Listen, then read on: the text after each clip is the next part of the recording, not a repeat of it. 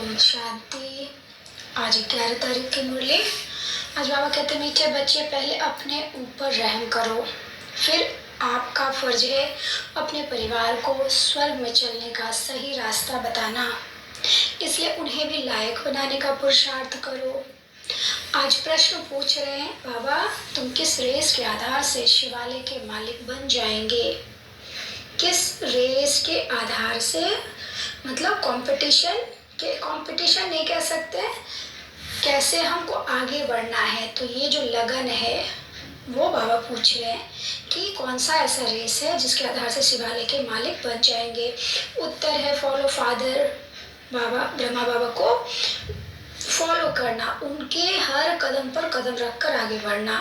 सिर्फ एक जन पवित्रता की प्रतिज्ञा करो, नरक से दिल हटा दो। शिव बाबा तुम्हारे लिए शिवालय स्थापन कर रहे हैं जहाँ तुम चैतन्य में राज्य करेंगे। शिवालय कौन सा? सतयुग। जहाँ तुम चैतन्य में राज्य करेंगे, धंधा दूरी करते बाप और स्वर्ग को याद करने से राजाई का तिलक मिल जाएगा।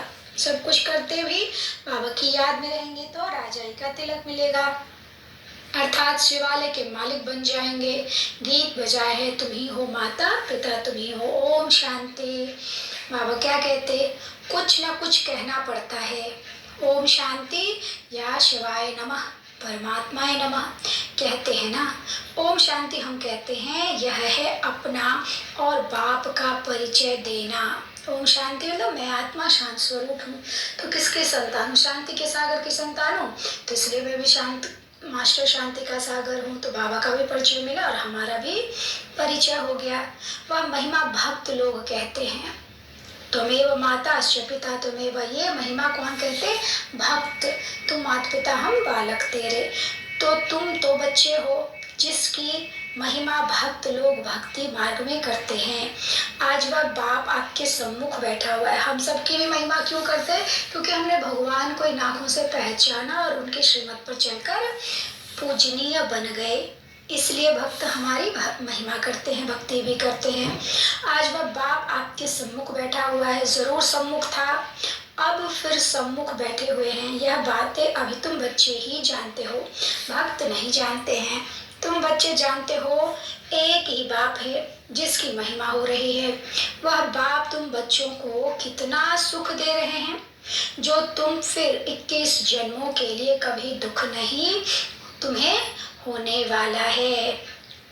बाबा क्या कहते, ऐसे बाप के सम्मुख तुम बैठे हो, तुम जानते हो यह हमारा बेहद का बाप है जो हमको स्वर्ग के सुख देने के लिए सर्विस कर रहे हैं। हमें बाप बच्चों को रचकर उन्हों की सेवा पर लायक बनाते हैं। क्या बाबा हमें रचकर क्या कर रहे हैं? सेवा के लायक बना रहे हैं। कौन सी सेवा? विश्व सेवा के लायक।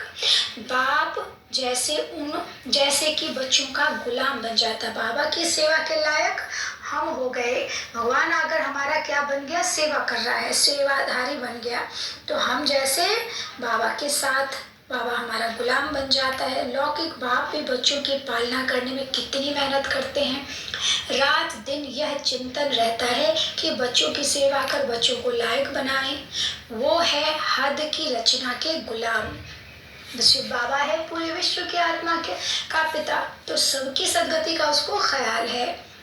लेकिन हद का माँ बाप 2 4 5 बच्चों का पिता है, माँ बाप है, तो उसको उतनी ही की चिंता होती है। बाबा कह रहे यह भी कहते बच्चे पूरा फॉलो करो और पूरा वर्षा लेकर स्वर्ग के मालिक बनो। बच्चों पर हमेशा रहम करना होता है। जो सेंसिबल बाप होगा वह कहेगा बच्चों को भी क्यों न साथ साथ यह सच्ची कमाई भी कराएं। लौकिक बच्चों की स्थूल पालना तो आधा कल्प से करते हैं।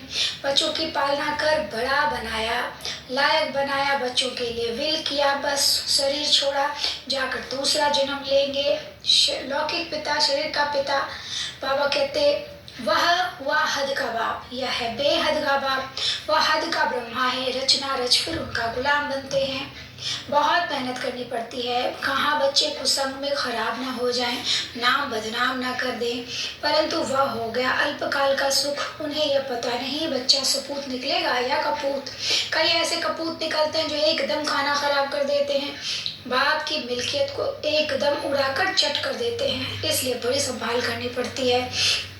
बेहद के बाप को कितना फूलना रहता है, कहते हैं तुम भी वर्षा लो और अपनी रचना को भी वर्षा दो, परंतु फिर कपूत बच्चे के होते हैं तो बाप का कहना नहीं मानते। बाप कहते हैं पढ़ाई करो तो पढ़ते नहीं, पवित्र नहीं बनते, कोई मुश्किल कोटों में कोई में भी कोई आज्ञाकारी निकलते हैं। यहाँ तो श्रीमत मिलती है, तुम माता पिता हो तो यह एक ही की महिमा है, शिव बाबा की और ब्रह्मा बाबा की महिमा है।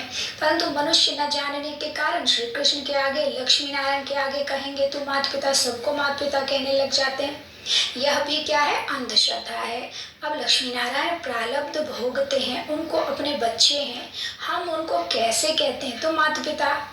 बाबा क्या कह रहे हैं कि बाबा क्या करते, माता पिता कहने से 21 जन्मों के लिए सुख घनेरे मिलते हैं, परंतु ऐसी श्रीमत पर कोई मुश्किल चलता है। बाबा की श्रीमत पर पूरी तरह मुश्किल ही थोड़े से बच्चे चलते हैं। बहुत ऊंचा वर्षा मिलता है। बाप कहते हैं मैं तुम बच्चों के लिए हथेली पर वहिस्त लाया हूँ, जब श्रीमत पर चलो तब लायक बनो, कदम कदम पर मत लेनी है, मत पर नहीं चलते तो ऊंच पद पा नहीं सकेंगे। स्वर्ग में लक्ष्मी नारायण का राज्य था, यह किसको पता नहीं है।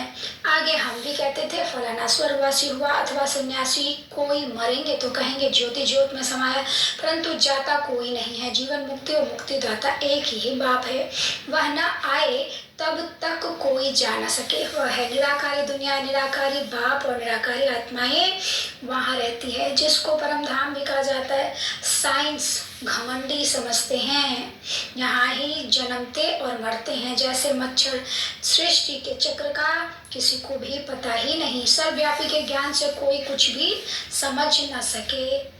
बाबा क्या कह रहे, ना पिता का परिचय है ना सृष्टि चक्र का ज्ञान है, बस जो मन में आया वो कह देते हैं।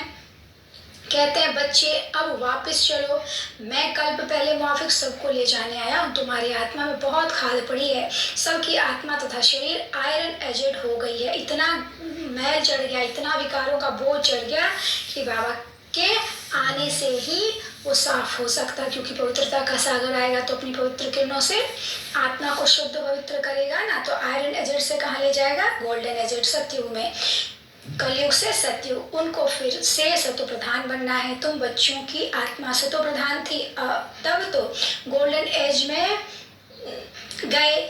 वर्ल्ड कौन सा था? Golden age. पवित्र आत्मा का पवित्र सोने जैसा शरीर था, उसको सच्चा जेवर कहा जाता था। अब तो क्या हो गया है, 1% भी सच्चा सोना नहीं रहा है, खाद पड़ी हुई है। अब बाप कहते हैं सिर्फ मुझ बाप को याद करो तो सच्चा सोना बनते जाएंगे, आत्मा उड़ने लग जाएगी। अभी पंख टूटे हुए हैं ना, जैसा आप पुरुषार्थ करेंगे वैसा पद पाएंगे। कितनी ऊंची पढ़ाई है भगवान, आज मैं तुमको राजयोग सिखलाता हूँ जिससे तुम राजाओं का राजा बनेंगे, विकारी पुजारी राजाओं के भी पूज्य बनेंगे। राजाओं का राजा कैसे बनेंगे? जो राजाएं हैं वो भी किनकी पूजा करते हैं? हम देवी देवताओं की। तो हम कितने श्रेष्ठ हुए, इसलिए बाबा गाया भी है। बाबा कहते गाया भी आप ही पूज्य, आप ही पुजारी। तुम जानते हो हम सो पूज्य देवी देवता थे, फिर हम सो पूज्य चंद्रवंशी बने, हम सो पूज्य और पुजारी बनते, हम ही पूज्य बनते और हम ही अपनी पूजा भी करते हैं। आप अगर पुजारी से पूज्य बना रहे हैं, अब ज्ञान जिंदाबाद हो रहा है। ब्रह्मा कुमार कुमारियों की रात अब पूरी होती है। रात कब से आरंभ होती है यह शास्त्रवादी नहीं जानते। ब्रह्मा का दिन सत्युग त्रेता द्वापर के आदि से रात शुरू होती है। यह सब बातें तुम बच्चों की बुद्धि में है।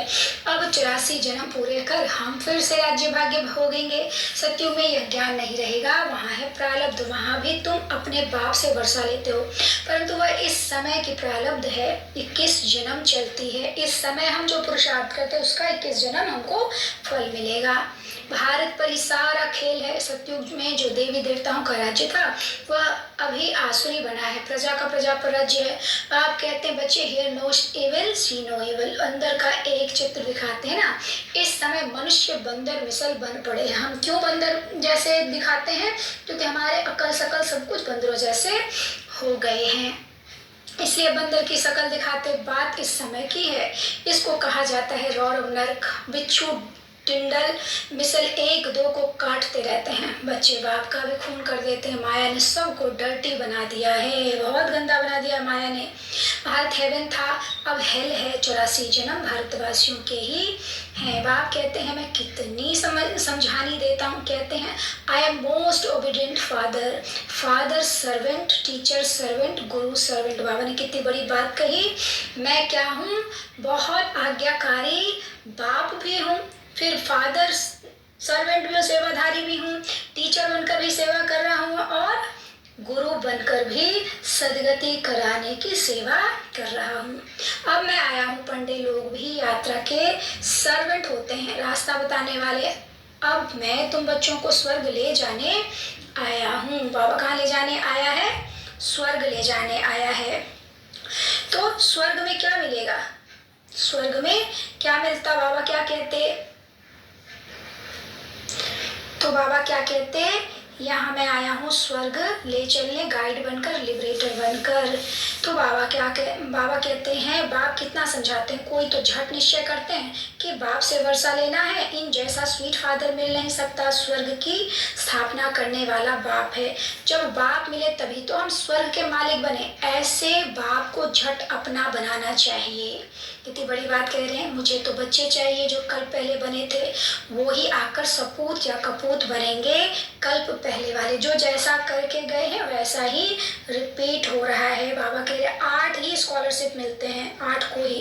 फिर 108 लॉटरी होती है ना। बाप कहते देह सहित देह के संबंध जो कुछ हैं भूल जाओ, अपने को अशरीर समझो और आत्मा निश्चय करो। ऐसे नहीं तुम परमात्मा हो। वह फिर आत्मा से परमात्मा कह देते हैं।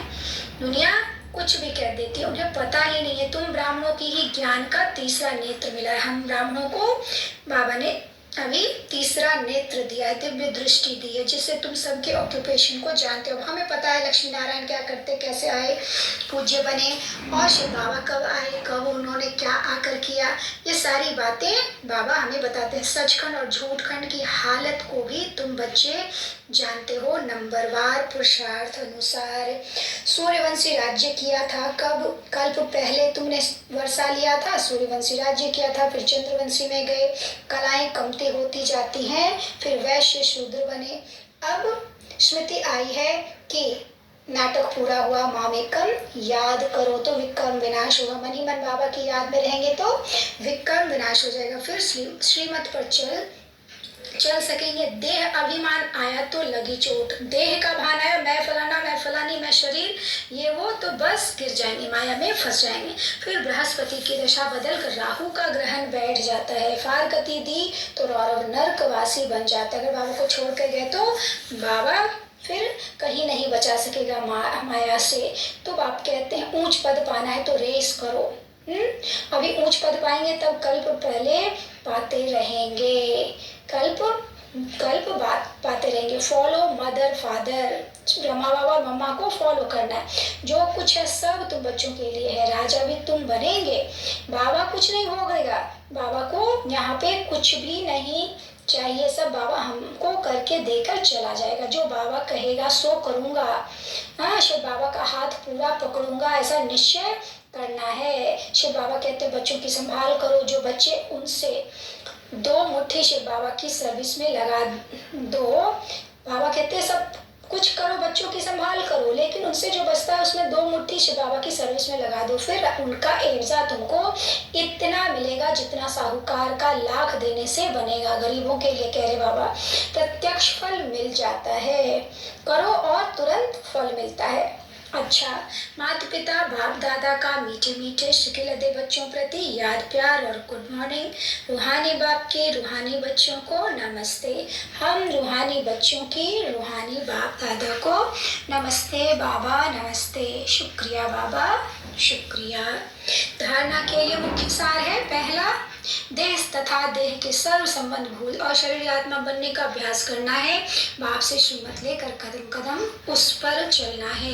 क्या अभ्यास करना? मैं कौन हूँ? मैं आत्मा बिंदी हूँ। उसको देखकर विजुअलाइज करके अभ्यास करना, स्थिर होने की कोशिश करनी है, उस पर टिकना है। दूसरा, पढ़ाई पर पूरा पूरा ध्यान देना है, दृढ़ संकल्प करना है कि रात दिन का दिन एक बाबा की ही याद में रहूंगा और बाबा जो कहेंगे वह अवश्य करूंगा। Hear no evil, see no evil, बुरा न देखूंगा, न सुनूंगा, न बोलूंगा। वरदान, एक समा के पीछे परवाने बन फिदा होने वाले कोटों में कोई श्रेष्ठ आत्मा भव। एक समा के पीछे, शिव बाबा क्षमा है और हम सब परवाने, तो उन पर बलिहार जाना, फिदा होना, ये है कोटों में कोई का काम, यही है श्रेष्ठ आत्मा बनना। सारे विश्व के अंदर हम कोटों में कोई में भी कोई श्रेष्ठ आत्माएं हैं जिन्होंने स्वयं अनुभव करके यह महसूस किया है कि हम कल्प पहले वाली वही श्रेष्ठ आत्माएं हैं जिन्होंने स्वयं को बाप समा के पीछे फिदा किया है। वे चक्र लगाने वाले नहीं, परवाने बन फिदा होने वाले हैं। फिदा होना अर्थात मर जाना, तो ऐसे जल मरने वाले परवाने होना। जलना ही बाप का बनना है। जलना अर्थात संपूर्ण परिवर्तन होना। स्लोगन, बाबा के मिलन की और सर्व प्राप्तियों की मौज में रहना ही संगम युग की विशेषता है। बाबा मिला इसकी मस्ती और सर्व प्राप्तियों की मौज में, जो बाबा से मिलकर जो प्राप्तियां होती है हर घड़ी, वो उस खुशी में, उस मौज में रहना ही क्या है, संगम युग की विशेषता है। अच्छा, ओम शांति।